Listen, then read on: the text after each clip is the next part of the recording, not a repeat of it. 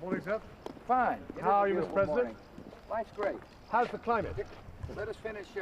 Well, obviously, this is a summit where we'll be discussing two crucial issues. One is the change in the climate and the actions that we need to take in order to address that. And I think there's a very substantial coming together around the need to make sure that we have a substantial reduction in emissions and find the right process and the right way that we can achieve that. And I think with the President's speech last week, this has moved the situation on a great deal. I think there is a real desire to come together. I think everyone wants to be part of a post-Kyoto deal. Everyone wants to try and make sure that that is a deal that's got to be, that includes all the major emitters. And everyone wants to make sure that that deal can then command broad agreement right across the international community and deliver what people want to see. A great deal. I think there is a real desire to come together. I think everyone wants to be part of a post.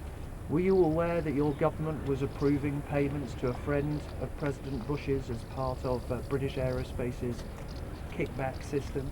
And is that why you suspended a fraud inquiry?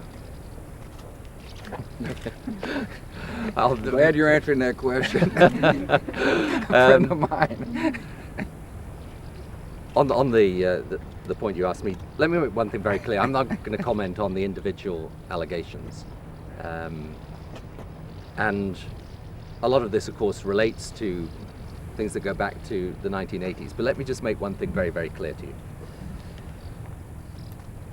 This investigation, if it had gone ahead, would have involved the most serious allegations and investigations being made of the Saudi royal family.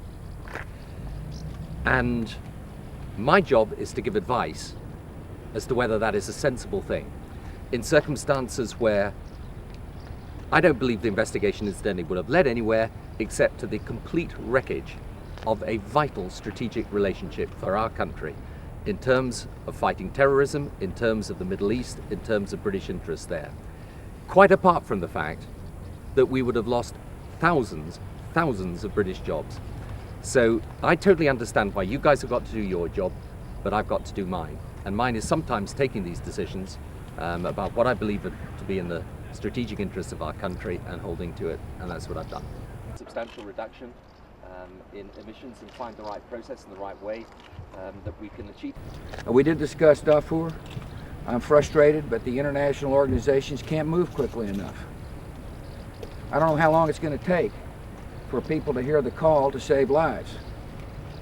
I will be stressing along with Tony the need for nations to take action. If the UN won't act, we need to take action ourselves, and I laid out a series of sanctions that I think hopefully will affect Bashir's behavior. But enough is enough in Darfur. Nick. Mr. President, you said it's important to set an international goal. Hopefully the visit this afternoon will, make it clear that we have no animosity, we bear no ill will. We're simply trying to deal with the true threats of the 21st century. And I repeat, Russia's not a threat. They're not a military threat. They're not something that we ought to be, hyperventilating about. What we ought to be doing is figure out ways to work together. Thank you all. Change before you go, just briefly. Tom, will you try and fix me?